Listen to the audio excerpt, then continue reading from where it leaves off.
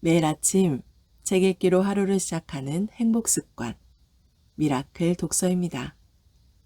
오늘 함께 읽어볼 책은 지금 하지 않으면 언제 하겠는가? 팀 페리스 지음, 박선령, 정지연 옮김, 도네이도에서 펴낸 책입니다. 들어가며 40번째 생일에 깨달은 것들. 내가 이 책을 쓴 이유는 뭘까? 이 책의 집필에 착수한 2017년은 내게 정말 특별한 한 해였다. 상반기 6개월은 천천히 뭉근하게 끌어올랐다. 40살이 됐고 처음 펴낸 책 나는 4시간만 일한다가 출간 10주년을 맞았다. 몇몇 친구가 세상을 떠났고 테디 강연을 통해 대학 시절 가까스로 자살 충동에서 벗어날 수 있었던 방법에 대해 털어놓았다. 솔직히 나는 내가 40이 돼도 삶이 나아질 거라고 생각해 본 적이 없다. 내 첫 번째 책은 27번이나 출간을 거절당했고 그간 살면서 운 좋게 풀린 일들도 곰곰이 생각해 보면 잘 될 거라고는 별 기대하지 않았던 일들이었다. 그래서였을까? 40살 생일에 문득 깨달았다. 40 이후 삶에 대한 어떤 계획도 내게 없다는 것을. 자기 인생에 대해 천천히 돌아볼 때 누구나 그러하듯 나 또한 한 가지 의문들이 수면 위로 보글거리기 시작했다. 내 삶의 목표는 정말 내가 원하는 것인가? 꿈만 꾸느라 생각만 하느라 시간을 보낸 건 아닐까? 너무 계획에만 매달려 사느라 너무 무계획하게 사느라 얼마나 많은 소중한 순간들을 놓쳐온 걸까? 어떻게 하면 유혹과 소음들의 신경을 끄고 가장 열망하는 인생 프로젝트와 모험에 집중할 수 있을까? 삶의 우선순위를 재검토하고 새롭게 평가할 수 있는 지혜로운 방법은 무엇일까? 40번째 생일, 밤늦도록 많은 질문과 의심이 떠올랐다. 그렇게 잠을 뒤척이는 밤들이 지나고 난 어느 날 아침, 나는 반짝이는 영감이 찾아오기를 기대하면서 마음에 품었던 질문들을 모두 종이에 옮겨 적었다. 하지만 오히려 더 큰 불안감이 밀려들 뿐이었다. 점점 길어지는 질문 목록이 나를 압박해왔다. 나는 무거운 생각들에서 깨어나 호흡을 정리하기 위해 종이에서 눈을 뗐다. 그러고는 중요한 선택과 결정을 내릴 때마다 습관처럼 하던 행동을 시작했다. 다른 모든 질문에 답할 수 있게 도와주는 근본적인 질문을 던진 것이다. 이걸 가장 쉽게 할 수 있는 방법은 무엇일까? 무엇이든 이걸이 될 수 있다. 그날 아침 내게 이걸은 빼곡하게 적힌 질문 목록에 답하는 일이었다. 이걸 가장 쉽게 할 수 있는 방법은 무엇인가는 매우 유혹적이고 강한 영향력을 발휘하는 질문이다. 많은 순간 우리는 주어진 상황이 난관의 연속이어야 하고 그래서 한계를 뛰어넘어야 하는데 그렇지 못하면 우리가 충분히 노력하지 않았다고 생각하는 경향을 갖는다. 성공은 시련을 극복하고 일어선 사람의 몫이라는 생각 때문에 우리는 무의식적으로 지나치게 어려운 길, 어려운 답을 찾으려고 한다. 하지만 놀랍고 우아한 빛나는 해결책은 스트레스를 이긴 결과가 아니라 스트레스를 피한 결과일 때가 많다. 이걸 가장 쉽게 할 수 있는 방법은 무엇인가는 종종 당면한 문제를 완전히 재구성함으로써 뜻밖의 새로운 답을 끌어내기도 한다. 그날 아침 이 질문을 통해 내가 찾은 답은 질문 목록에 답할 수 있는 사람은 내가 아니다 였다. 정확히 말하면 나보다 더 이 목록에 현명한 답을 줄 수 있는 사람이 존재한다는 깨달음이었다. 그리고 그 답은 다음의 질문으로 진화했다.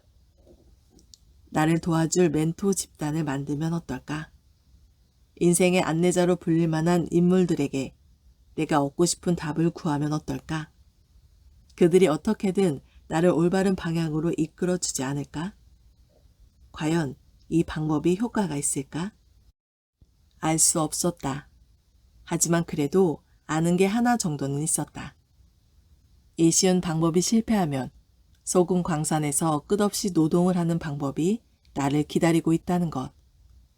즉, 고통을 바라면 언제든 원하는 고통을 겪을 수 있다는 것.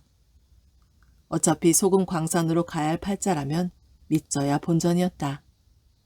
고통의 광산으로 가기 전에 시험 삼아 일주일쯤 가장 쉬운 길을 걸어보기로 결심했다. 일은 그렇게 시작됐다. 여기저기 모든 방법을 동원했다. 한 번도 만난 적 없지만 평소에 꼭 인터뷰하고 싶었던 인물들에게 용기를 내 인생에 대한 통찰과 조언을 요청했다. 인맥을 통해, 용기를 통해 접촉한 지구상의 가장 지혜로운 인물 명단은 어느덧 수백 명에 이르렀다. 정녕 달라이 라마가 답장을 보내올까? 내 마음속 흰 돌고래인 작가 닐 게이머는? 인권운동가 아얀 히르시 알리는? 섭외 요청 보내는 일은 모두 마친 후 나는 숨죽인 채 우주의 응답을 기다렸다. 하지만 침묵. 어쩌다 들리는 거라곤 풀벌레들의 합창 소리뿐. 하루 이틀 사흘. 아무 일도 일어나지 않았다. 내 삶에서 이렇게 고요한 적이 있나 싶었다. 그러다가 미세한 흔들림이 발생했다. 조용히 호기심 어린 목소리로 내 의도를 묻는 질문들이 몇 개 날아들었다. 예의 바른 거절 답장이 몇 통 도착하고 난 후 갑자기 급류처럼 폭발적인 반응이 쏟아졌다.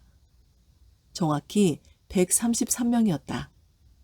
그들은 상상을 초월한 만큼 바쁜 사람들이었지만 내 요청을 믿기지 않을 정도로 흔쾌히 수락하며 이렇게 말했다. 어디 한번 같이 찾아보죠. 마침 나도 당신과 똑같은 답을 찾고 있었어요. 가장 쉬운 길을 찾는 일은 성공적이었다. 하지만 그 길에서 얻은 것을 정리하기 위해선 소금 광산으로 가야 했다. 나는 수천 통의 이메일과 트위터, 전화를 그들과 주고받았고 러닝머신 위에서 마라톤 풀코스를 100번을 뛰었다. 한밤중에 글을 쓰다가 머리를 쥐어뜯으며 뛰쳐나가 술도 엄청나게 퍼마셨다. 고대했던 달라이 라마의 답장은 받지 못했지만 성과는 빛났다. 그게 가장 중요했다. 나는 100명 이상의 현자에게서 삶을 위한 지혜의 답을 얻었고 이 책을 마지막 장까지 읽은 당신 또한 고민의 답을 얻게 될 것이다. 아마도 당신은 수없이 밑줄을 치고 노트에 현자들의 목소리를 옮겨놓게 될 것이다. 현자들의 다양한 메시지를 간단히 요약하면 이렇다. 소중하게 간직해온 일이 있는가? 꿈꿔온 삶의 방식이 있는가? 그렇다면 지금 시작하라. 지금 하지 않으면 대체 언제 할 것인가? 이 책에는 분명 당신의 삶을 적극적인 행동으로 바꿔놓을 통찰이 담겨 있을 것이다. 꼭 해야 하는 일과 원하는 일 사이의 조화를 이룰 수 있는 현명한 방식을 보게 될 것이다. 당신에게 가장 소중한 것은 무엇이며 그것에 집중할 수 있는 방법은 무엇인지에 대한 매력적인 이야기를 듣게 될 것이다. 더 놀라운 사실은 이 책도 당신과 함께 변해간다는 것이다. 처음에는 와닿지 않았던 내용들이 시간이 흐르고 난 후 다시 이 책을 집어들었을 때 깜짝 놀랄 만큼 당신의 마음에 새롭게 각인되고 있음을 발견하게 될 수도 있다. 3번, 4번째 독서 때도 마찬가지다. 인생의 어떤 특정한 시간과 장소가 마련되었을 때 마침내 빛을 발하는 지혜들이 존재하기 때문이다. 너무 작아 보이지 않았던 신랄 같은 메시지 하나가 불쑥 나타나 눈앞에 놓인 큰 산을 오르는데 결정적인 도움을 제공할 셰르파가 되어줄 수 있다. 반대로 처음엔 진리로 비쳤던 깨달음이 그 수명을 다하는 경우도 있다. 다음 단계에 도달할 수 있도록 고등학교 시절의 훌륭한 코치가 임무를 다하고 새로운 대학 코치에게 당신을 인계하듯 말이다. 이 책에 담긴 지혜에는 유효기간이 없다. 획일적이지도 않다. 펼칠 때마다 새롭게 읽히는 주역이나 도덕경의 역할을 이 책이 조금이나마 할 수 있기를 바란다.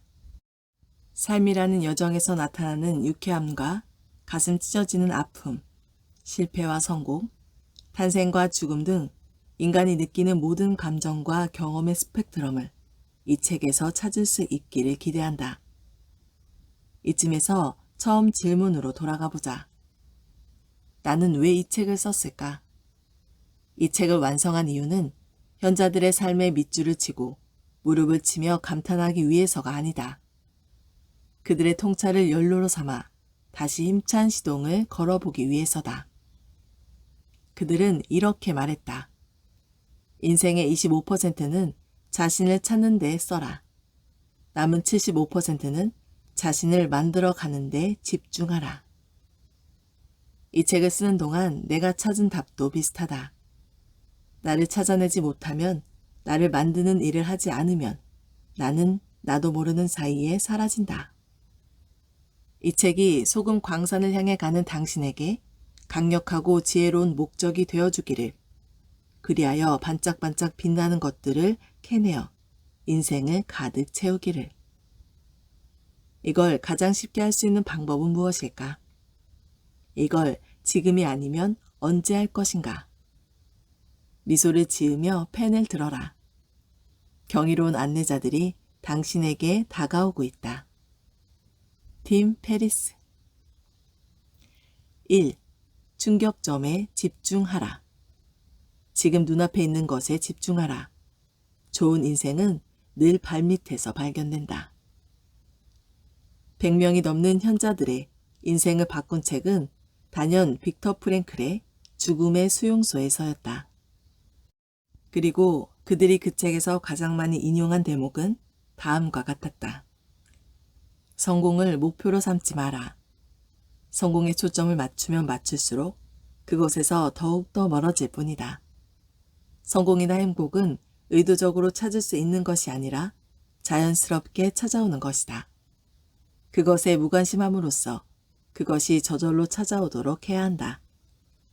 나는 당신이 내면의 소리에 귀 기울이고 그것이 원하는 대로 확실하게 행동할 것을 권유한다. 그러면 언젠가는, 정말 언젠가는 성공이 찾아오는 모습을 보게 될 것이다. 왜냐하면 당신이 성공에 대해 생각하는 것을 까맣게 잊어버리고 있었기 때문이다. 얼음장 밑에서 얻은 깨달음. 2017년 어느 날 나는 프런트 데스크에 뭔가를 부탁하고는 호텔방 침대에 쓰러지듯 몸을 눕혔다. 마치 사형장에 끌려가는 죄수가 된 기분이었다. 휴대폰 배터리는 몇 시간 전에 이미 바닥났다. 허리 통증이 점점 뚜렷하게 엄습해왔다. 20분쯤 지난 후 노크 소리가 났다. 겨우 몸을 일으켜 문을 열고 나가자 호텔 직원이 약간 뒤로 물러나며 가볍게 목례했다. 그의 양손에는 얼음이 가득 든 세탁주머니 4개가 들려 있었다. 총 20kg의 얼음이 내 손으로 건네졌다. 호텔 직원은 왜 이렇게 많은 얼음을 내가 원하는지 도무지 알 수 없어 혼란스러운 표정이었다. 낑낑대며 나는 주머니들을 욕조로 옮겼다. 팔꿈치 보호대를 풀고 양말을 벗은 다음 물집 투성이 발부터 시작해 몸 전체를 천천히 얼음물에 담갔다. 숨이 확 막혔다. 그와 동시에 아드레날린이 솟구치면서 오래된 말이 떠올랐다. 고통을 사랑하라. 고등학교 졸업반 때 짐 로어 박사의 스포츠를 위한 강인한 정신훈련에서 이 문장을 만났다. 그 후 모든 경쟁 스포츠에서 나는 최고의 시즌을 보냈다. 그 시절 내내 레슬링 훈련을 하기 전에 노트를 꺼내 맨 위에 또박또박 힘주어 적어 넣었다. 고통을 사랑하라. 나는 정신이 혼미해질 정도로 차가운 얼음물 밑에서 다시 이 말을 떠올렸다. 그때 나는 지인의 소개로 세계 최고의 심리 코치에게서 테니스 레슨을 받을 수 있는 기회를 막 얻은 참이었다. 바로 짐 로어 박사였다. 곧 은퇴할 예정이었던 그는 짐 쿠리어, 모니카 셀레스 등 많은 테니스 스타들과 일했다. 그가 코치를 해준다고? 놓쳐서는 안 될 절호의 기회였다. 그리고 그 멋진 기회를 받아들인 덕분에 그렇게 차디찬 얼음 목욕을 하고 있는 중이었다. 5일의 일정 중 첫날이 끝났을 뿐이었다. 매일 6시간씩 훈련을 받기로 했는데 전날부터 쓰러질 것 같았다. 고질적인 오른쪽 팔꿈치 건증이 재발해 겁을 드는 것조차 괴로웠다. 양치질이나 악수도 마찬가지였다. 허리는 물론 안 아픈 데가 없었다. 바로 그때 머릿속이 빠르게 돌아가면서 이런 생각이 들기 시작했다. 40살이 되니 진짜 몸이 예전 같지 않은 걸까? 다들 그렇게 얘기하던데. 그래, 이 나이에 무슨 테니스야. 지금 시작하기엔 너무 격렬한 운동이지 않은가? 선수할 것도 아니고 지금 포기한다고 해서 뭐라 할 사람도 없을 거고. 하지만 나는 고개를 단호히 저었다. 정신 차리라는 의미로 목 뒷부분을 탁 쳤다. 할 수 있어, 팀 페리스. 그만둔다니 말도 안 돼. 아직 시작도 안 했잖아. 테니스 배우는 거 늘 고대하던 일 아니었어? 플로리다까지 날아와서 짐 로어에게 배울 수 있는 기회를 포기하고 고작 하루 만에 포기하겠다고? 정신 차리고 다시 생각해보자. 왼손으로 치면 되지 않을까? 라켓으로 치는 대신 발 움직임에 집중하면? 최악의 경우 실전 훈련은 취소하고 멘탈 훈련에만 참여해도 충분하지 않을까? 눈을 감고 길게 심호흡을 했다. 손을 뻗어 책을 집어들었다. 얼음물 밑에 있을 때마다 마음을 느긋하게 갖기 위해 나는 모든 읽을 거리를 찾는 습관이 있었다. 그날의 선택은 티모시 고레이가 쓴 테니스 이너 게임이었다. 벌벌 떨리는 손으로 몇 페이지를 급히 넘기자 냉기를 잊게 할 만한 구절이 드디어 나타났다. 이너 게임을 하는 선수에게 가장 중요한 것은 여유 있는 집중이다. 여유 있는 집중을 통해 그는 자신감의 진정한 토대를 발견할 수 있다. 나아가 어떤 게임이든 간에 승리의 비결이 너무 애쓰지 않는 것임을 깨닫는다. 너무 애쓰지 않는 것이 승리의 비결이라고? 비로소 나는 얼음물에서 나와 편안하게 잠들 수 있었다.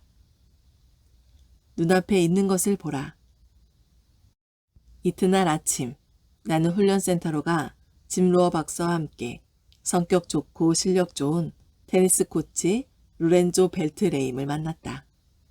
짐은 활짝 웃으며 거대한 신발을 신고 어제와 마찬가지로 심오한 조언을 해주었다.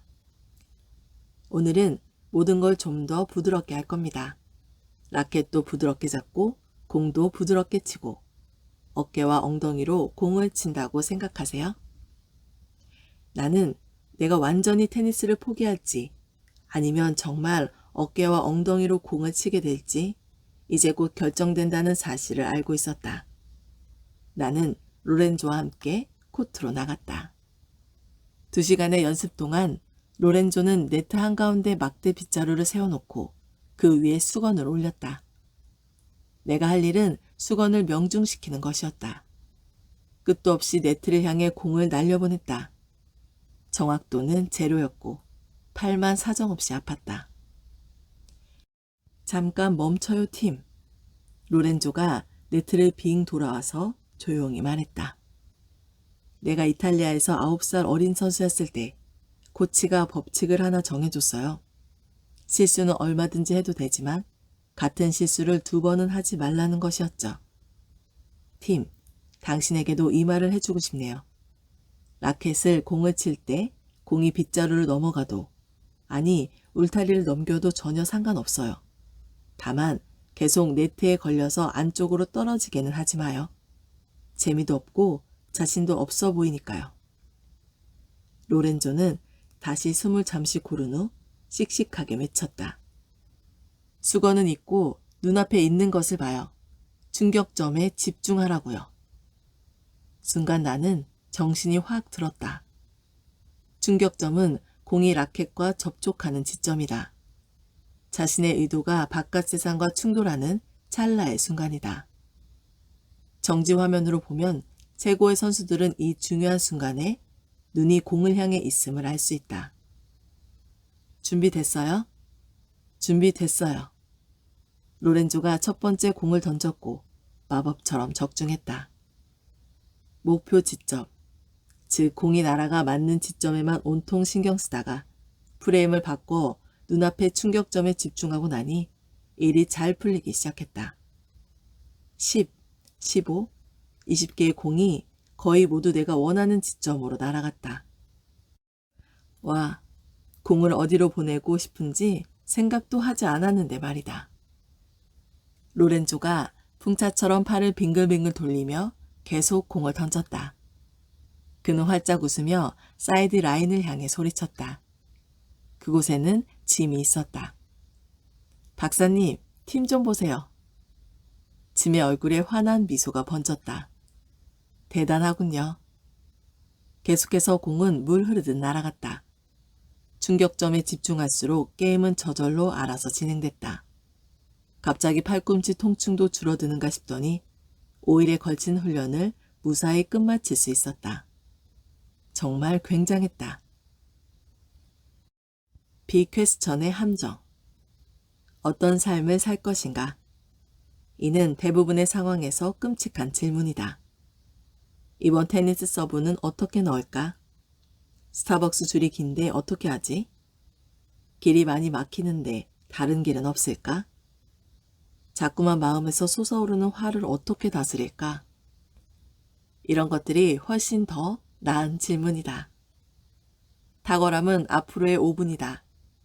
혁신이나 개선도 앞으로의 5분이며 행복도 앞으로의 5분 안에 존재한다. 계획을 깡그리 무시하라는 말이 아니다. 담대한 계획을 세우되 그 커다란 목표를 가능한 한 작은 조각으로 해체해 한 번에 하나씩 충격의 순간에 집중해야 한다. 나는 늘 의심 많은 삶을 살았다. 대개는 별다른 이유도 없었다. 물론 정교한 계획이 있으면 좋다. 하지만 그보다는 나를 무너뜨릴 수 있는 실수는 없다는 사실을 알 때 더욱 자유로워진다. 곧장 새로운 인생 프로젝트에 도전하는 용기가 생겨난다. 전설적인 코미디 배우 패튼 오스왈트는 이렇게 말했다. 내가 가장 좋아하는 실수는 무대를 망쳤을 때다. 다음날 일어났을 때도 세상이 끝나지 않았기 때문이다. 설령 세상이 끝났다고 해도 기껏해야 예전과 다른 길로 나가면 그뿐이다. 그 다른 길 위에 종종 더 나은 삶을 발견하기도 한다.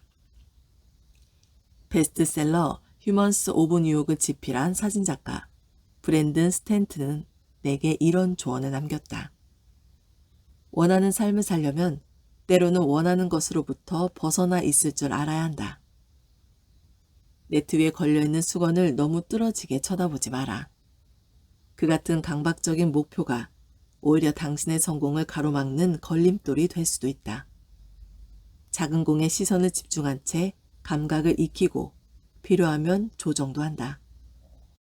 그러다가 진정 원하는 게 수건이 아니었다는 사실을 깜짝 놀라며 깨닫기도 한다.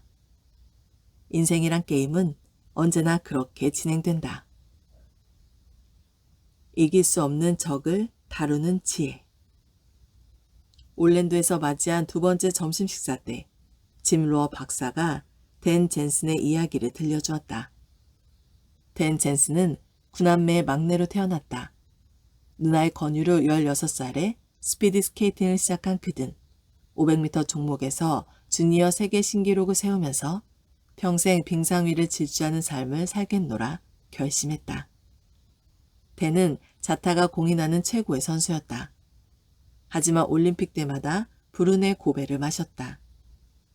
1988년 캘거리 동계올림픽에서 그의 고통은 절정에 이르렀다. 500m 경기를 몇 시간 앞두고 댄은 백혈병을 앓고 있던 누나 제인이 세상을 떠났다는 소식을 들었다. 그는 경기 도중에 넘어져 펜스에 부딪혔다. 며칠 후 열린 1000m 경기에서도 마찬가지였다. 두 종목의 강력한 금메달리스트 후보였던 그는 결국 빈손으로 돌아가 가족의 죽음을 맞이했다. 그 후 심리적 외상 때문에 계속 불운을 겪어야 했던 댄은 1991년 상황을 바로잡기 위해 짐 로어 박사의 지도를 받기 시작했다. 당시에는 500m에서 36초의 장벽을 무너뜨리기란 불가능하다고 여겼었다. 걔는 이 불가능을 무너뜨리기 위해 매일 일기장에 35초 99구라고 적었다. 끝없이 솟아나는 의구심을 물리치기 위한 노력이었다. 1000m 경기 또한 심각한 문제였다. 대는 계속 넘어졌다. 오랜 시간 괴로운 잡념에 사로잡히다 보니 자신도 모르게 머릿속에 자기 파괴적인 생각의 고리가 단단하게 만들어져 있었다. 짐은 2년 동안 매일 댄에게 일기장에 35초 99라고 쓴 다음 그 옆에 나는 1000m가 좋다 라고 적게 했다. 댄은 스승의 조언을 충실히 따랐다. 1993년 12월 4일 댄은 500m 결승선을 35초 92에 돌파한다. 1994년 1월 30일 댄은 다시 한번 500m에서 36초 장벽을 무너뜨리는 데 성공한다. 여세를 몰아 그는 그의 열린 릴레이 한메르 동계올림픽에 최고의 컨디션으로 참가했다. 올림픽에서 금메달을 딸 수 있는 마지막 기회였다. 하지만 그는 주 종목인 500m에서 파리에 그친다. 절망적인 성적이었다. 올림픽의 저주가 집요하게 따라다니고 있는 듯했다. 마침내 그에게 그토록 가혹했던 1000m 경기가 열렸다.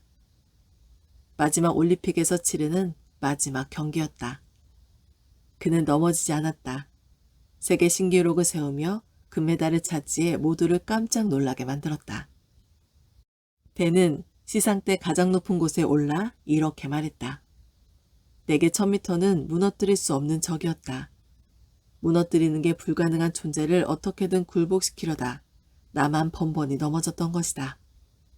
그래서 생각과 행동 방식을 바꿨다. 이길 수 없는 적을 다루는 유일한 방법은 사랑하는 것이었다. 멋진 이야기다. 당신은 반문할지도 모른다. 감동적이긴 한데 짐 로어가 옆에 있어야 가능한 일 아닌가? 라고. 17살의 나에게도 짐 로어는 없었다. 하지만 침대 위에 놓인 그의 책, 스포츠를 위한 강인한 정신훈련이 내 삶을 바꿨다. 최고의 가르침을 얻기 위해 꼭 최고를 직접 만날 필요는 없다. 가르침을 흡수하기만 하면 된다. 책이나 오디오, 한마디 명언을 통해서 모두 가능하다. 스스로 자신에게 최고의 코치가 되는 법을 배워야 한다. 짐의 표현을 빌리자면 인생의 진짜 실세는 아무에게도 들리지 않는 목소리다. 나에게만 들리는 목소리에 담긴 이야기를 어떻게 경청할 것인지가 삶의 질을 좌우한다. 내가 나 자신에게 들려주는 이야기 수준이 곧 나의 현재 모습이다. 예를 들어 속상한 실수를 저질렀을 때 자신에게 뭐라고 말하는가? 친한 친구가 실수했을 때처럼 너그럽고 다정하게 위로하는가? 그렇지 않다면 바꿔야 한다. 누구나 노력해야 한다. 내 오랜 친구나 마찬가지인 고통을 사랑하라라는 말에 대해 설명해보자. 고통을 사랑하라는 자신에게 가하는 책찍질이 아니다. 모든 성장에는 불편이 따른다는 사실을 일깨워주는 메시지일 뿐이다. 자전거로 오르막길을 오르거나 자존심을 접은 채 귀 기울이는 것처럼 약한 불편일 수도 있다. 지구력 훈련이나 뼈를 맞추는 것과 같은 극심한 고통일 수도 있다. 돌아보면 모두 감당할 만한 스트레스임에도 모두가 피하려고만 한다. 모두가 그럴 때 자신에게 어떤 방식으로 말을 거느냐는 인생과 성공에 큰 도움이 된다. 따라서 나는 결코 인생의 현자는 아니지만 강력하게 조언한다. 고통을 이길 수 없다면 고통을 사랑하라. 위대한 작가 무라카미 하루키는 장거리 달리기 선수이기도 하다.